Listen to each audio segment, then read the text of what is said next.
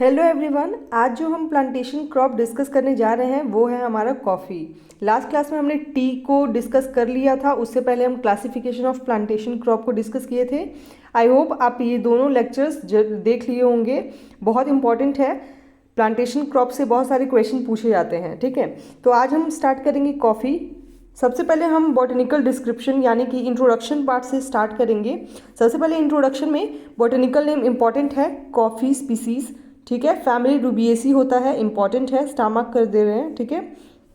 Origin जो है यूथोपिया है, इसको किंग ऑफ विवरेज क्रॉप भी बोलते हैं। लास्ट लेक्चर में जब मैं आपको टी पढ़ा रही थी वो है हमारा क्वीन ऑफ विवरेज क्रॉप, लेकिन लास्ट क्लास में मैंने आपसे पूछा था कि किंग ऑफ विवरेज क्रॉप्स क्या है। आप सभी ने बहुत अच्छा आंसर भी किया है मेरे को, ठीक है। तो किंग ऑफ बिवरेज क्रॉप जो है वो कॉफ़ी को बोला जाता है। Coffee introduced 16th century, coffee को 16वीं सदी में इंट्रोड्यूस किया गया था। Coffee is a perennial crop. Coffee जो होता है वो आपका पेरेनियल क्रॉप है, मतलब कि मोर देन 2 ईयर्स तक इसका लाइफ साइकिल चलता है। आप देख सकते हैं इसका प्लांट जो है, स्टेम जो है इसका वुडी होता है और ऐसे मल्टी ब्रांचेस इसके होते हैं, ठीक है। और कॉफ़ी तो इस तरीके का होता है, आप सभी ने पिया भी होगा। तो कॉफ़ी जो है वो हमारा पेरेनियल क्रॉप है, शॉर्ट डे प्लांट है। 45 डेज रिक्वायर्ड फॉर जर्मिनेशन। इसको जर्मिनेट होने के लिए जब आप इसका जो प्रोपगेशन है वो आप सीड से करते हो, तो सीड को जब आप सॉइल में डालोगे तो 45 डेज लगते हैं उसको जर्मिनेट होने में, ठीक है। मतलब कि वो अंकुर जब वो निकलेगा, प्लांट जब आपको दिखेगा, वो आफ्टर 45 डेज ऑफ शोइंग के बाद आपको जर्मिनेशन देखने को मिलेगा। फ्रूट टाइप जो होता है वो ड्रुप है, बहुत इंपॉर्टेंट है, ठीक है। आइडियल सॉइल पीएच की बात करें तो 4.5 to 6.5, यानी कि स्लाइटली एसिडिक इसको पीएच चाहिए होता है, ठीक है। कॉफ़ी को सीड से प्रोपगेट करते हैं। मुझे आप कमेंट करके बताइए कि सीड से और किस फ्रूट क्रॉप को कल्टीवेट किया जाता है, ठीक है, प्रोपगेट किया जाता है। बहुत इंपॉर्टेंट है, पूछा भी जाता है एग्जाम में, ठीक है। नेक्स्ट हम बात करेंगे स्पीसीज़। तो कौन कौन से स्पीसीज़ यानी कि कौन कौन सी वैरायटीज़ पाई जाती है कॉफ़ी की। कॉफ़ी अरेबिका जो कि हमारा सेल्फ पॉलिनेटेड होता है, कॉफ़ी रोबुस्टा जो कि हमारा क्रॉस पॉलिनेशन होता है, ठीक है। इंडिया में मोस्टली किस वैरायटी को यूज़ किया जाता है ये आप मुझे कमेंट में बताइएगा। तो कॉफ़ी अरेबिका और कॉफ़ी रोबुस्टा ये दो फेमस वैरायटी है कॉफ़ी का जो कि हमारा मेनली कल्टीवेट किया जाता है।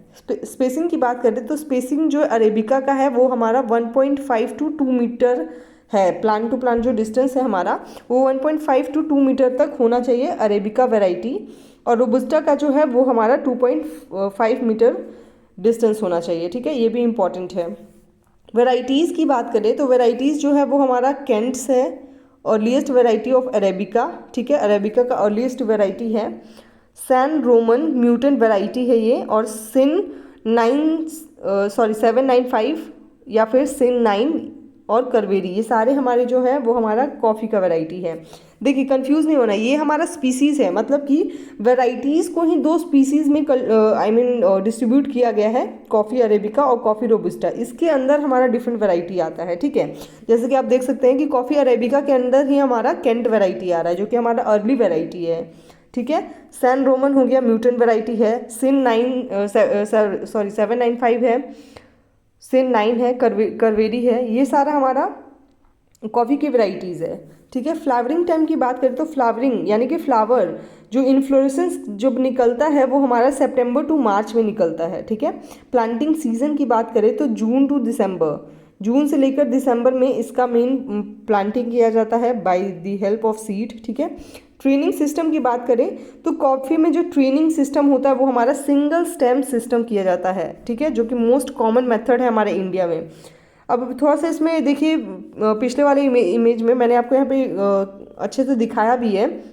आप देख सकते हैं यहाँ पे सिंगल स्टेम है, ठीक है। आपको दिख रहा है ये एक हमारा सिंगल स्टेम है, उसके बाद हमारा मल्टीपल ब्रांचेस निकले हुए हैं जिसपे हमारा बेरीज लगेंगे, ठीक है, कॉफ़ी की बेरीज लगेगी। तो ये हमारा सिंगल स्टेम सिस्टम है, ये प्लांटिंग मेथड होता है, ठीक है। इसमें हमारा फिर लेटरल ब्रांचेस आएगा और लेटरल ब्रांचेस में ही हमारे फ्रूट लगेंगे उसके, और जिससे फिर हमारा कॉफ़ी सीड्स बनेंगे, ठीक है।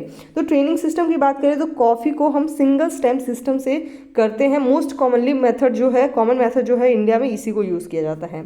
हार्वेस्ट की बात करें तो harvest start during November and harvesting extend up to February. देखो, आप हार्वेस्टिंग कब करते हो, आप नवंबर से हार्वेस्टिंग इसका कर सकते हो, लेकिन हार्वेस्टिंग अप टू फरवरी तक होगा, मतलब नवंबर, दिसंबर, जनवरी, फरवरी तक आप हार्वेस्टिंग कर सकते हो, ठीक है। यील्ड की बात करें तो यील्ड हमारा 752,000 kg ड्राई पैचमेंट पर हेक्टेयर, ठीक है। मतलब कि एक पेड़ के हिसाब से देखें तो 750 to 1000 kg का आपका मिल सकता है, ठीक है। Berries, coffee berry borer, hypothenemus hampei, serious pest of coffee. जो कॉफ़ी बेरी बोरर जो लगता है, आप देख सकते हैं कि कॉफ़ी का जो ये मतलब सीड जो रहेगा, जो आपका फ्रूट रहेगा, उसके अंदर ये कीड़ा जो है, जो जिसको हम कॉफ़ी बेरी बोरर कहते हैं, ये होल करता है, ठीक है। होल करने के बाद वो क्या करेगा, अंदर जाएगा और अंदर के फ्रूट को डैमेज करेगा, ठीक है। आप इमेज में क्लियरली देख सकते हैं कि किस तरीके से ये बोर कर रहा है। पहले होल करने के बाद वो अंदर जाएगा और अंदर के जो भी फ्रूट वाले कंटेंट होंगे उसको वो डैमेज कर देगा, ठीक है। तो कॉफ़ी बेरी बोरर जो है ये हमारा सीरियस पेस्ट है कॉफ़ी का, जिसका साइंटिफिक नेम है हाइपोथेनमस हैम्फी, ठीक है। तो ये ऑल अबाउट कॉफ़ी है। आई होप आपको लेक्चर आज का क्लियर होगा। ये ज़्यादा डिटेल में इसको नहीं पढ़ना है, जितना एग्जाम में पूछा जाता है ये सफिशिएंट है उतना, ठीक है। टी को आप बहुत ज़्यादा डिटेल में पढ़ते हो क्योंकि टी से बहुत सारे क्वेश्चन पूछते हैं, कॉफ़ी से कम क्वेश्चन पूछा जाता है, तो दिस इज़ सफिशिएंट, ठीक है। मिलेंगे नेक्स्ट लेक्चर में विथ डिफरेंट प्लांटेशन क्रॉप। आज के लिए थैंक यू।